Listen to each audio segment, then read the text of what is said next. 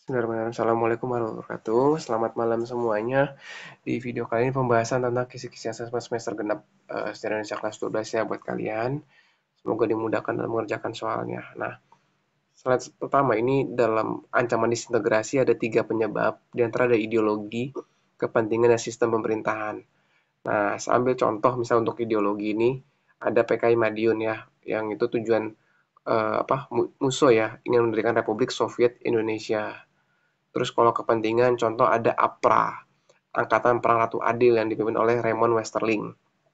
Tujuan APRA itu sebenarnya dia ingin mempertahankan negara federal atau negara Pasundan, negara Jawa Barat dengan Kenil sebagai pasukannya, contoh. Atau RMS ya, pengen terpisah dari NKRI, dipimpin oleh Dr. Sumukil gitu, atau Andi Aziz yang menginginkan pasukannya untuk menjaga wilayah Sulawesi Selatan. Nah, kalau sistem pemerintahan itu muncul akibat ketidakpuasan terhadap pemerintah pada saat itu, gitu, di mana tidak ada keadilan antara pemerintah pusat dengan daerah perimbangan masalah pembangunan seperti itu, ya, seperti ini. Nah, ini contoh untuk yang ideologi ada DITI ya, seperti yang Kartosuwiryo ingin mendirikan negara Islam Indonesia, seperti itu. Nah, ini kalau kepentingan nih contoh lagi tadi ya, Raymond Westerling tadi yang APRA, Angkatan Perang Ratu Adil. Kalau bisa lihat di awal di kota Bandung ya, seperti itu. Jadi mereka pengen mempertahankan negara Pasundan, seperti itu. Raymond Westerling. Dia mengambil nama Ratu Adil itu untuk kepercayaan bahwa dalam Jayabaya bahwa ada seorang Ratu Adil yang akan bawa ke dalam suasana yang aman dan tentram. Seperti itulah. Nah, ini contoh PRRI Permesta ya. Ini tadi ya sistem pemerintahan itu contoh. Ya, jadi itu 3 ancaman disintegrasi ada karena ideologi, kepentingan, dan sistem pemerintahan. Nanti kan bisa lihat lebih detail lagi slide-nya. Nah, di sini selain tadi ancaman disintegrasi ada beberapa tokoh yang berusaha mencegah atau menumpas gerakan-gerakan disintegrasi tadi gitu ya. Di antaranya di situ ada yang paling kiri ya, kiri atas ada Letkol Kawilarang, Alex Kawilarang, terus ke bawahnya itu ada Slamet Riyadi, kemudian bagian tengah ada Kolonel Sungkono dan Jenderal Gatot Subroto yang bersama-sama untuk menumpas PKI Madiun. Kemudian sebelah kanan tuh ada Pak Abdul Nasution, ya Pak Sarbini dan Jenderal Sudirman gitu. Mereka tokoh-tokoh yang berusaha melindungi dan menjaga keutuhan NKRI gitu dengan melawan beberapa tokoh seperti tokoh-tokoh pemberontaknya seperti Pak Kartosuwiryo atau Amir Syarifuddin, Musuh seperti itu. Nah, kemudian nanti selain tadi masalah ancaman disintegrasi dan tokoh-tokoh yang mencegah disintegrasi tadi, kita bakal masuk ke masa demokrasi. Ada demokrasi liberal ya, orde orde lama atau parlementer, kemudian demokrasi terpimpin, orde baru hingga reformasi saat ini. Nah, untuk beberapa fase ini ada 7 kabinet ya, kalian bisa lihat ada 7 orang perdana menteri ya, dari Natsir, Sukiman, Wilopo, Alisa Suromijoyo yang 2 kali menjabat, ada Burhanuddin Harahap dan Juanda. Nah, ciri utama dari masa demokrasi liberal ini adalah seringnya terjadi gonta-ganti kabinet ya, akibat mosi tidak percaya dari para koalisi atau partai pendukungnya. Ketika mereka menarik dukungan, otomatis kabinet tersebut pun tidak dapat berjalan dengan baik karena sebagian menterinya mundur atau mengikuti arahan parpol lah seperti itu. Jadi nggak stabil lah begitu. Gara-gara sering mundur tadi berakibat pada penyelesaian program kerja mereka. Gitu. Misal contoh dana kabinet Natsir dianggap gagal masalah Irian Barat terlalu lambat. Yang Natsir jatuh seperti itu. Ada Sukiman akibat Mutual Security Act, kabinet Wilopo akibat peristiwa Tanjung Morawa bentrok antara pemerintah dengan masyarakat terkait pengelolaan lahan. Nah, seperti itu. Nah, terus kemudian untuk tadi yang ancaman disintegrasi ya diantaranya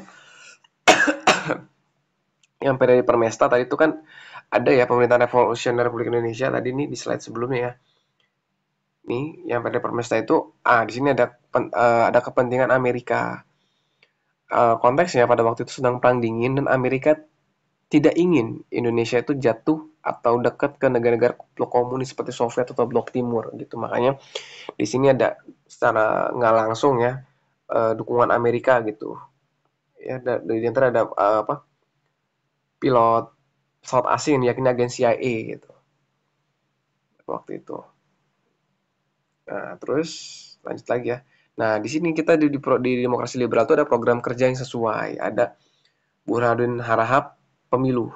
Kuncinya itu kalau Burhanuddin pasti pemilu, program kerja yang berhasil. Meskipun memang sudah dirancang di masa Ali Sastroamidjojo pertama. Kemudian Kak Ali Sastroamidjojo yang pertama tadi dia merancang dan menyelenggarakan KAA, Konferensi Asia Afrika sekaligus persiapan pemilu. Nah, pelaksanaannya di masa Burhanuddin Harahap. Kalau Juanda ini adalah kabinet terakhir dari demokrasi liberal, di mana Juanda ini satu-satunya Perdana Menteri yang berasal dari non-partai politik. Ya, jadi Juanda ini sekali lagi dari non-partai politik, dia profesional, bukan diusung oleh parpol. Gitu, maka sebutnya kabinet karya dia. Ya, nah tadi, oke. Nah, pokoknya ciri politik tadi adalah sering gonta-ganti kabinet. Nah, kemudian Nah, kita masuk ke agenda pemilu 1995 tadi dirancang, dipersiapkan oleh Kak Ali Sastroamidjojo pertama, kemudian dilaksanakan oleh Burhanuddin Harahap. Nah, untuk memilih siapa DPR dan konstituante. Beberapa partai pemenang besar adalah ada PNI, Masyumi, NU, Nahdlatul Ulama, dan Partai Komunis Indonesia. PKI menduduki suara keempat terbesar. Setelah sebelumnya di masalah PKI Madiun 48 itu mereka sudah diberangus, musuh ditembak mati, Amir Sarifuddin ditangkap dan dihukum mati gitu kan, sebagian tokohnya pada melarikan diri. Nah, ini nanti Aidit tokoh-tokoh selamat itu kembali lagi ke Indonesia, mereka membangun ulang seperti itu. Dan PKI akhirnya berhasil lah pendekatan kepada masyarakat. Nah, kemudian nanti dia gara-gara sering gonta-ganti kabinet, Presiden Soekarno pun mengeluarkan dekret Presiden 5 Juli 1999 gitu. Karena masalah ini berlarut-larut persatuan politik gitu. Penyebabnya tadi ya perselisihan antar partai, desakan untuk kembali ke Undang-Undang Dasar.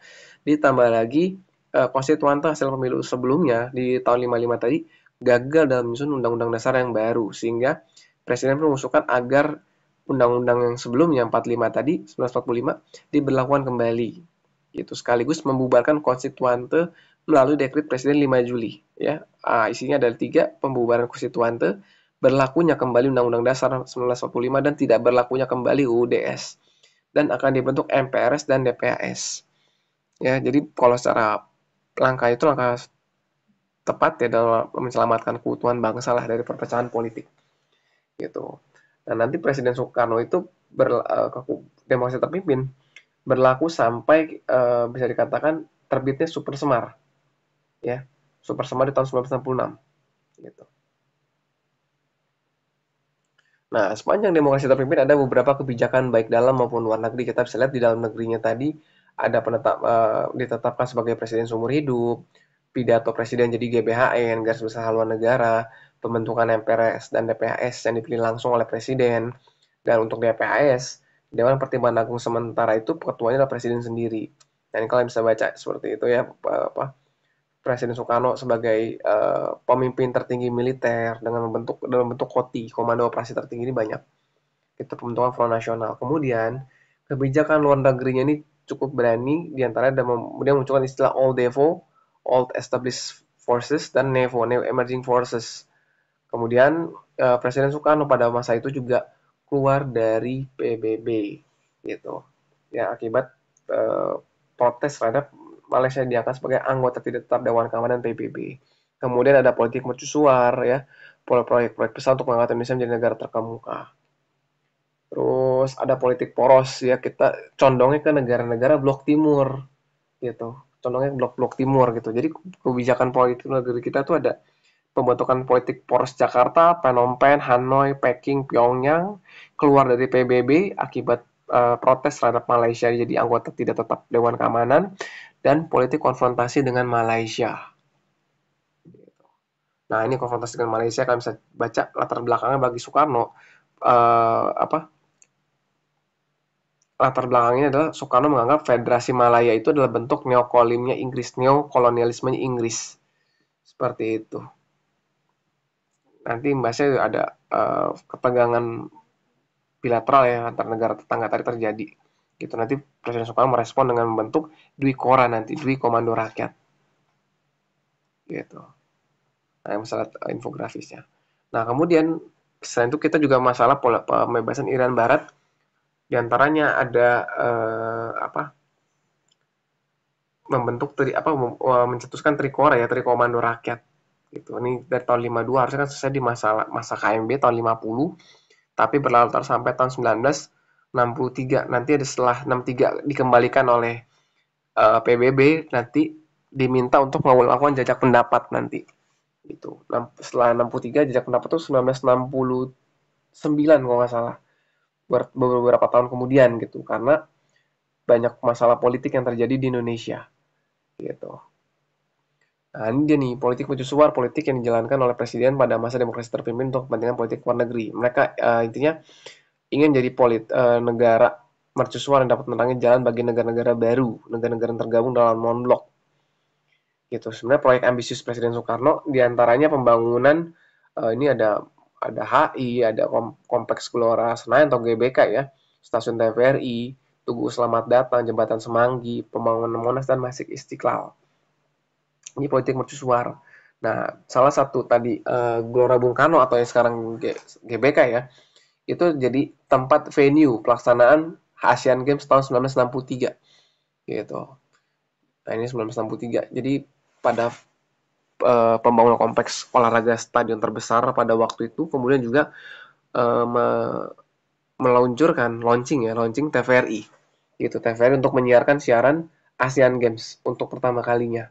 Seperti itu. Nah, nanti imbasnya setelah politik mercusuar tadi ada masalah yang G30 SPKI ya, gitu. Nanti.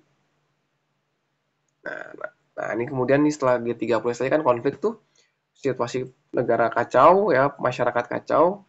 Nah, mahasiswa melakukan demonstrasi besar-besaran ya.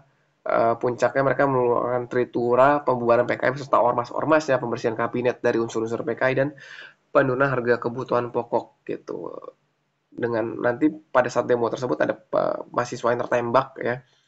Presiden Soekarno pun melakukan tindakan represif dengan membubarkan organisasi mahasiswa. Itu pokoknya makin kacau lah, nanti muncullah Super Semar gitu. Surat perintah 11 Maret ya tahun 66 tadi. Nah, ini tadi aksi semakin meningkat, keamanan presiden terancam dan perlu memulihkan kewibawaan pemerintahan.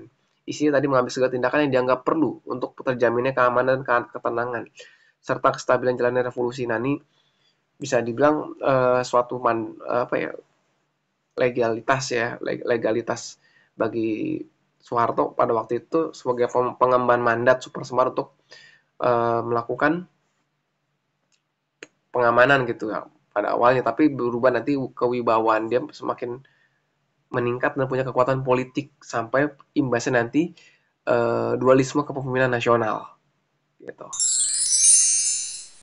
Nah, di sini ya ketika nanti imbasnya setelah pengunduran Presiden Soekarno tadi ya dia bertanggung-jawaban tahun 1966, kemudian tahun 67 lagi gitu. Kemudian Presiden Soekarno menyerahkan kekuasaan pada pengemban TAP MPS atau Super Semar tadi atau Letjen Soeharto. Gitu. Akhirnya pun tahun 67 Presiden Soekarno pun secara resmi mengundurkan diri dari jabatannya. Setelah sebelumnya 1966 itu mengeluarkan Super Semar. Gitu. Ya. Terus nah Presiden Soeharto setelah diangkat sebagai pejabat presiden tahun 67 tadi, kemudian dilantik jadi presiden tahun 68 ya. Di sini masa Orde Baru. Nah, beberapa kebijakan yang dilakukan diantaranya adalah ini, penerapan politik bebas aktif, mengakhiri konfrontasi dengan Malaysia dengan normalisasi hubungannya, melamar kembali menjadi anggota PBB, serta membentuk ASEAN dan penyederhanaan fusi partai. Gitu. Jadi beberapa kebijakan itu diantara itu ya. Jadi kebijakan luar negeri Orde Baru tadi, pertama normalisasi hubungan dengan Malaysia, melamar kembali jadi anggota PBB dan membentuk ASEAN tahun 1968-69 gitu, ASEAN gitu.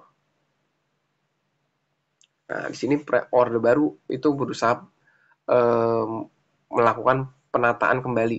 Nah, ciri khas dari pemilu di masa Orde Baru ini ada sekitar berapa nih? Tahun 71, 77, 82, 87, 92, 97 itu selalu Golkar, kendaraan politik yang menang terus gitu. Di antara nanti ada penyederhanaan partai politik jadi tiga ya, ada PDI, P3 dan Golkar. Gitu. Apa perbedaannya kalau di masa Orde Baru itu eh, rezim yang berkuasa tersebut eh, menginginkan supaya Golkar menang dengan berbagai macam cara yang seperti caranya legal lah seperti itu ya. Eh, nah di sini cuma tiga partai tadi P3, PDI dan Golkar. Gitu. Pelanggarannya pun dilakukan eh, oleh birokrasi dan juga tentara lah secara sistematis lah intinya beda dengan masa reformasi gitu. Sudah gitu pemilihan presiden itu dipilih oleh anggota dewan. Kalau sekarang kan oleh rakyat ya seperti itu perbedaannya. Nah, di sini, nah, di antara pemilu 2024 itu adalah memungkinkan rakyat untuk memilih presiden dan wakil secara langsung sebelumnya itu dipilih oleh MPR tadi ya. Oke, dulu cuma tiga partai, sekarang udah belasan, bisa puluhan partai ikut dalam sekali pemilu. Gitu. Nah, ini penyeragaman Orde Baru. Nah, ini pelarangan ideologi komunisme dan ideologi yang dianggap radikal.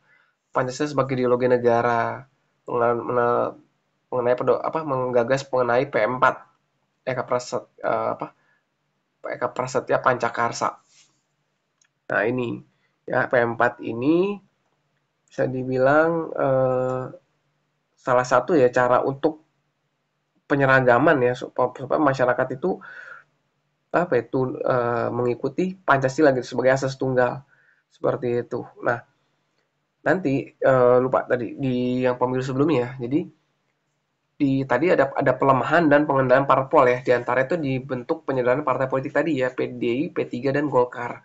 Nah, dalam pemilu masa Orde Baru tadi, ciri utama itu adalah adanya mobilisasi PNS maupun tentara untuk menggerakkan masyarakat untuk memilih dan memenangkan Golkar gitu ya.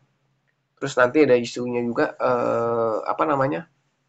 isu tentang otonomi daerah gitu. Otonomi daerah itu salah satu isu yang diinginkan masyarakat pada masa menjelang reformasi lah gitu karena sebelumnya pusat itu sangat sentralistik, sangat mengatur semuanya gitu. Untuk masalah ekonomi, di otonomi di bidang otonomi daerah bidang ekonomi ya kayak penetapan UMR, upah minimum regional, APBD dan penggunaan APBD untuk gaji pegawai Pemda gitu. Nah, ya.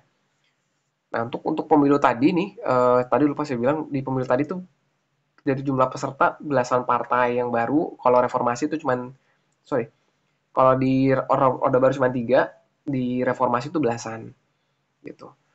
Kalau di Orde Baru masa jabatan presiden bisa lebih dari 2 periode, beda sama zaman sekarang gitu ya. Oke. Terus, nah makanya nanti tadi kalau yang P4 tadi ya nih, yang pedoman penghayatan pengamalan Pancasila itu dikenal namanya Eka Prasetya Pancakarsa. Ya, kalau P4 tadi Eka Prasetya Pancakarsa. Ingatnya ada kata-kata Pancasilanya lah, seperti itu ya. Kalau yang P4. Nah, ini penerapan dua fungsi ABRI yang tadi oleh Jenderal Abdullah Nasution, yang ABRI tidak hanya berkaitan dengan bidang Hankam ya, tapi juga bidang sosial dan politik gitu. Sehingga anggota ABRI dapat menduduki kursi parlemen dan pejabat pemerintahan. Next ya. Nah, rehabilitasi ekonomi ini tadi udah kita kerjasama dengan IMF dan masalah utang, ya, PMA dan PMDN, penanaman modal asing dan dalam negeri. Nah, nanti ya kita bahas ada Repelita. Repelita itu rencana pembangunan 5 tahun dengan dasarnya itu trilogi pembangunan, pemerataan hasil pembangunan, pertumbuhan ekonomi yang cukup tinggi dan stabilitas nasional yang sehat dan dinamis. Ya, apa ini ya PM4 trilogi ya seperti itu dengan 8 jalur pemerataan ada dari Repelita rencana pembangunan 5 tahun kayak semacam master plan ya pembangunan negara jangka pendek gitu itu ada Repelita 1 sampai ke 5 setiap 5 tahun kayak pemilu ya. Nah kemudian selama masa orde baru tadi nih ada dampak positif dan negatifnya tentunya tapi positif di sini adalah pemerintah itu dalam bidang kebijakan politik ya, itu mampu bangun fondasi yang kuat. Jadi semakin kalau politik terjamin, aman, negara juga dapat melaksanakan program dengan baik seperti itu. Jadi kestabilan politik dan ekonomi itu sangat diutamakan. Itu memang ada dampak negatifnya juga, di antara itu ada pengekang kebebasan pers ya. Di antara itu pemberedelan media. Pemberedelan media itu apa? Misalnya kantor media ditutup atau pemretnya ditangkap gitu ya. Pemberedelan media itu terkenal banget pada masa Orde Baru. Jadi semua orang tidak bebas untuk bersuara gitu. Nah, dan jadi termasuk masalah sentralisasi tadi ya, otonomi daerah itu kan diminta gitu. Kalau sentralisasi tadi eh, pemerintah sangat ikut campur dan mengendalikan berbagai aspek kehidupan, semua kena, politik, ekonomi, sosial, budaya, semua pasti ada campur tangan pemerintah di situ. Nah, terus tadi trilogi pembangunan tadi sudah ya, stabilitas nasional yang dinamis, pokoknya masa itu berkaitan dengan pertumbuhan ekonomi, pembangunan gitu dan stabilitas. Inti itu kalau trilogi, nggak usah jauh-jauh. Oke. Kalau Replita ini tujuannya apa sih Replita itu tadi? Nah, di sini yang pertama itu adalah memenuhi kebutuhan dasar dan infrastruktur dengan penekanan pada bidang pertanian. Jadi kalau Replita satu itu katanya pertanian. Jadi masing-masing tuh ada cirinya lah gitu. Bisa satu pertanian, kedua industri, semi manufaktur dan seterusnya gitu. Sampai ke Replita 5. Nah, kemudian negara kita tuh terkena dampak oil boom. Oil boom itu peristiwa melonjaknya ya harga kebutuhan minyak akibat situasi politik yang mengakibatkan harga minyak dunia tuh meroket gitu. Dan itu menyiksa negara-negara industri, negara-negara maju. Yang untung adalah negara-negara penghasil atau pengekspor minyak gitu. Nah, ini latar belakangnya ada oil boom pertama tuh tahun 73-74 masalah perang Arab Israel ya gitu. Jadi negara-negara OPEC yang kebanyakan negara Arab itu embargo terhadap negara-negara pendukung Israel seperti Amerika. Itu nggak bisa mereka beli. Minyak bisa beli tapi harganya selangit. Gitu. Kedua Iran, oil boom kedua itu masalah revolusi Iran. Gitu. Jadi pada waktu itu perang distribusi dan juga eksplorasi minyak itu terganggu di Timur Tengah. Pada waktu itu di Timur Tengah itu jadi sentra minyak, semua negara-negara maju itu bergantung sama mereka. Gitu akibatnya tadi gara-gara embargo, gara-gara sulit pasokan, jadi ini ya memicu negara-negara industri maju tuh terpuruk lah ekonominya gitu. Ongkos naik segala macam. Maka itu tapi negara-negara pengekspor minyak itu seperti Indonesia itu dapat keuntungan besar. Cuman sayangnya karena tata kelola yang tidak benar, ya kita tidak menikmati sepenuhnya hasilnya. Gitu. Nah, ini kebijakannya banyak ya, ada bidang pendidikan, ada SD Impres, peningkatan jumlah guru, wajib belajar, GNOTA ya, buta aksara. Nah, kemudian ada revolusi hijau. Nah, ini revolusi hijau ini usaha pemerintah lah untuk meningkatkan hasil pertanian gitu. Nah, di antara ada cara-cara itu ada extend, ada rehabilitasi, diversifikasi dan intensifikasi. Apa sih bedanya? Kalau ekstensifikasi itu penambahan luas wilahan, extend, luaskan. Intensifikasi itu dia menggunakan bibit-bibit unggul. Diversifikasi itu ditambahin lagi tanaman-tanaman yang lebih menguntungkan. Rehabilitasi itu penghijauan kembali atau reboisasi. Memang sekilas bagus tapi ada dampaknya ya. Kalau positifnya negara kita tuh berhasil melakukan swasembada beras, berhasil mandiri bahkan bisa ekspor. Negatifnya terjadi pencemaran lingkungan gitu. Nah, krisis pada waktu itu beberapa kali orde baru ya, kemudian tuh terjadi krisis, ada krisis ekonomi, sosial, politik, hukum dan kepercayaan terhadap pemerintah. Di sini mahasiswa sebagai agent of change ya, mereka melihat bahwa pemerintah tidak menjalankan nilai-nilai demokrasi sehingga mereka menginginkan reformasi dan itu didukung oleh berbagai elemen masyarakat. Nah, yang paling terpuruk itu adalah krisis ekonomi gitu. Negara kita mengalami ini anjlok, terpukul ya dari 3.000 melonjak jadi 10.000 seperti itu. Terdepresiasi, nilai rupiah anjlok. Terus hutang luar negeri kita meningkat drastis dan kebutuhan sembako pun menipis gitu. pokoknya tuh carut marut ekonomi kita gitu, terjadi PHK massal dan seterusnya. Sampai akhirnya di sini mahasiswa pun menuntut gitu untuk masalah agenda reformasi ya, penghapusan dui mengadili Soeharto, amandemen undang-undang, penegakan hukum dan otonomi daerah yang seluas-luasnya. Seperti itu. Nah, ini dia. Nah, mungkin itu saja yang bisa saya sampaikan. Semoga bermanfaat. Kurang lebihnya mohon maaf. Wassalamualaikum warahmatullahi wabarakatuh.